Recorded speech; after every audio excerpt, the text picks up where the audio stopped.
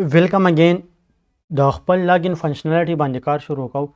او دلته کې دغه فنکشنالټي اډ کو چې کله یو پرسن خپل یوزر نیم او پاسورډ ورکړي چې دا صحیح نو دی به لاګین کیدای شي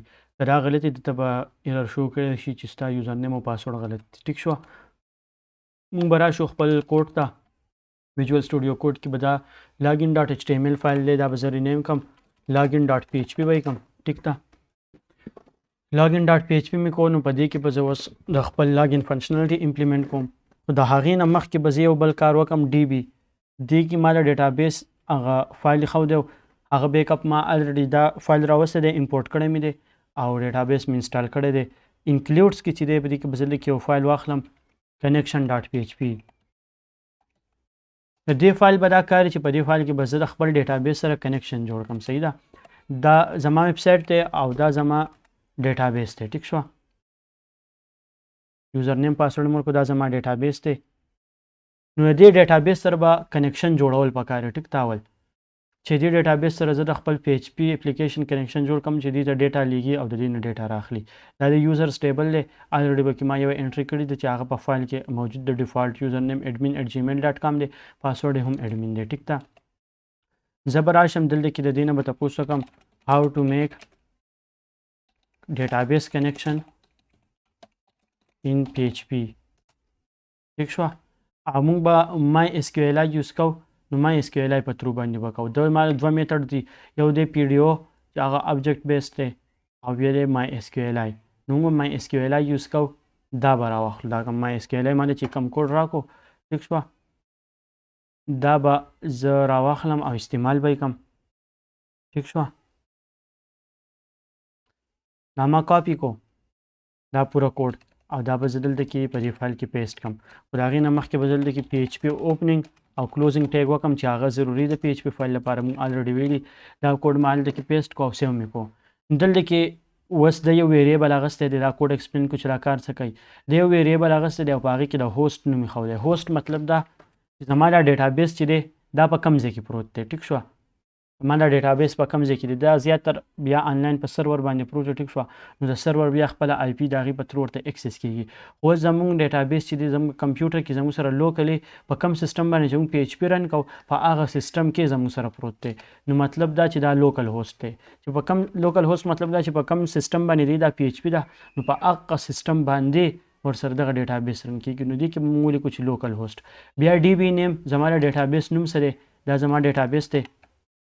چې دې نوم دی لیب دلته کې په دې ویریبل کې به زه نوم ولیکم د خپل ډیټابیس نیم ډي بي نیم زما څه دی لیب ټیک شوه اوس به تاسو ته پته لګېدلي چې په موږ په دغه کې پی ایچ پي کې موږ ویریبلز ولې جوړو د هغې کار صحیح نو دا کار دا شو چې په یو ویریبل کې موږ خپل د هوسټ نیم سټر کړو چې زموږ ډیټابیس دی کوم ځای بیا زموږ د ډیټابیس نوم څه دی هغه بیا د ډیټابیس یوزر نیم او د ډیټابیس پاسورډ د هر ډیټابیس یوزر نیم او پاسورډ که زه دې ته راشم ټیک شوه دلته کې به زما یوزر اکاونټس دي ټیک شوه په دې کې مختلف یوزر اکاونټس ما جوړ کړي د هغې یوزر نیم او پاسورډ ټیک ده اوس ما چې کوم دغه یوز کوم سیسټم په هغې کې یوزر نیم چې دی هغه دی روټ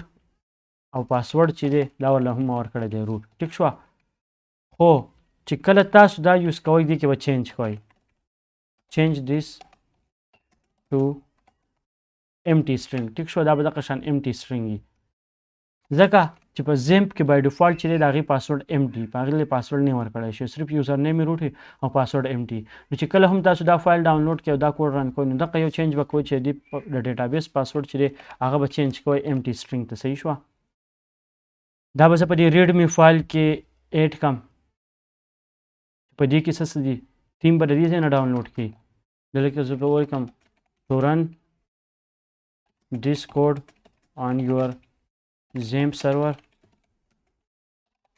فالو اول به څه چل کول غواړي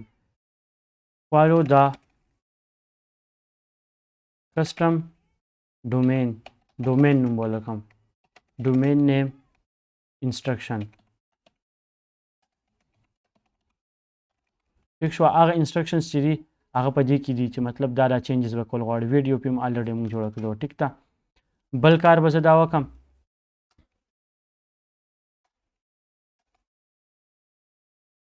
بیا به زه وایم چې also change دا بیا به سم چې import the SQL file to database named د ډیټابیس نوم به سي لیب ټیک شو لیب نوم به د ډیټابیس وي هغې ته به زه فایل امپورټ کړم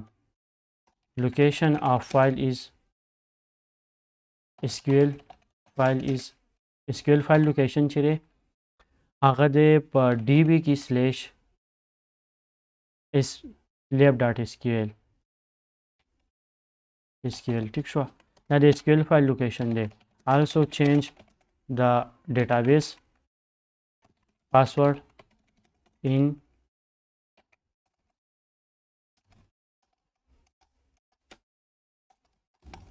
includes /connection.php په دې فایل کې چې پاسورډ به هم چینج کړي نو دا چینجز چې وشي نو دې نه علاوه به پکې نور څه چینجز ته ضرورت نه وي ریډ مې فایل کې دا انسټرکشن میلاوي تاسو ته صحیح شوه دغه چینجز نه پس به موږ دا خبره کوله چې تل کې به دا empty تاسو اخلئ صحیح شوه چې دا وشي نو اوس بل دلته کې چې دا یو کلاس دی ټیک شوه خو د دغه ضرورت نشته بس صرف زه دلته کې ولیکم mysql صحیح ده mysql چې دی یو فنکشن شو صحیح شوه چې دا فنکشن څه کار کوي دا څلور شیزونه غواړي دی ټیک شوه دلته کې به ورسره زه ولیکم ټیک ده دا فنکشن چې دی څلور شیزونه غواړي یو دا هوسټ نیم دی لیکل د بلکې ضرورت هم نشته الریډي چې دی الریډي دی دلته کې د دې نوم نه پته لګي چې اول به زه ته هوسټ نیم په اولنۍ ځای کې ولیکم فنکشنز موږ ویلو ټیک ده دویم دی یوزر نیم غواړي د ډیټابیس بیا د ډیټابیس پاسورډ غواړي او بیا د ډیټابیس څه نوم چې دی هغه نوم غواړي دا هر څه چې ما دې ته پاس کړل mysql شو ټیک ده دی به څه چل وکړي دی به زما د ډیټابیس سره کنیکشن جوړوي په کنیکشن کې ایرر و if mysql دا او دا کنیکشن ما په دې ویریبل کې سٹور کو نو په دې لاین کې دی بیا ګوري که په دې کې ایرر و نو ما ته به دې څه پرنټ کړي ډای او کنیکشن فیلډ ما ته به دا خبره شو کې چې یاره کنیکشن فیل شو څه ایرر دی پکې او که برابر و نو ایکو ډیټابیس سکسسفول کنیکټ ټو ډیټابیس سکسسفولي ټیک ده اوس به زه کار وکړم دې پیج ته به زه راشم ما پسې کې و include/connection.php ټیک ده دې سره نیو ورډ لګېدلی و دلته نیو ورډ سره په اوله کې لګېدل ټیک شو دا اصل کې کلاس دی کلاس نیم آبجیکټ جوړ شو کلاسز موږ ویلي نه دي خو بس دا طریقه زده کړئ چې دا فایل به دقه سي نو که په دې کې څه ایرر نه وي دی به ماته چې کنیکشن connected to database successfully که ایرر پکې نو ماته به چې کنیکشن فیلډ اوس په زه کار وکړم کو دې کې به زه فقط څه ایرر راولم دا پاسورډ چې دا به زه empty کړم چونکې زما په کیس کې د دې پاسورډ چې روټ دی نو پاسورډ غلط شو اوس ماله ایرر راکوي access denied to root user using password not ٹھیک شو و چې پاسورډ پکې تا نه دی ورکړی نو په هغې کې ایرر دی اوس پاسورډ غلط ورکړم نو اوس به ماله ایرر راکوي چې access denied شو پاسورډ زما غلط دی پاسورډ غلط دی نو کنیکشن فیل شو د هغې وجې نه ټیک ده نو چې څه مسله پکې هم دی ماله ایرر راکوي چې کله برابر نو بیا زه دا ځان ته ایکو میسج شو کول ته ضرورت نشته ټیک ده خو بس صرف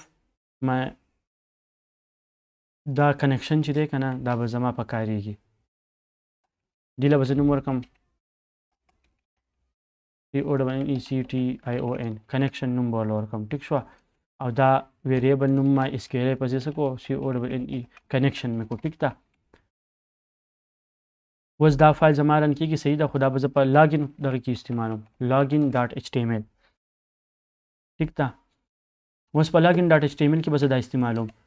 دا فایل ما کریټ کو اوس په کوم ځای کې چې زما فایل په کارېږي دا فایل به زه هلته امپورټ کوم او یوز کوم به نو زه به داسې کار وکړم چې را به شمه دې لاګین پیج ته ټیک شوه لاګین.php ته او دا فایل زما په کار دی زه یې استعمالوم نو زه به دا دلته کې څه چل وکړم امپورټ کړم PHP کوم ځای کې موږ PHP یوز کوو د هغې دا سینټکس موږ ویلی دی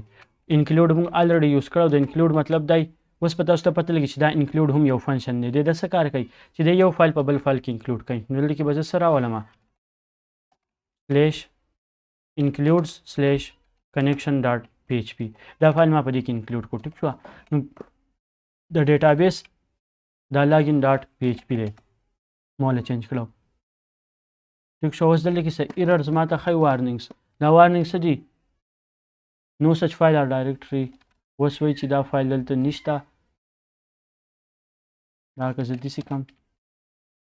صحیح دی. اوله کې ما سلیش لګول او سلیش مې ترې لرې کړو نو انکلوډز سلیش کنیکشن ډاټ پی ایچ پي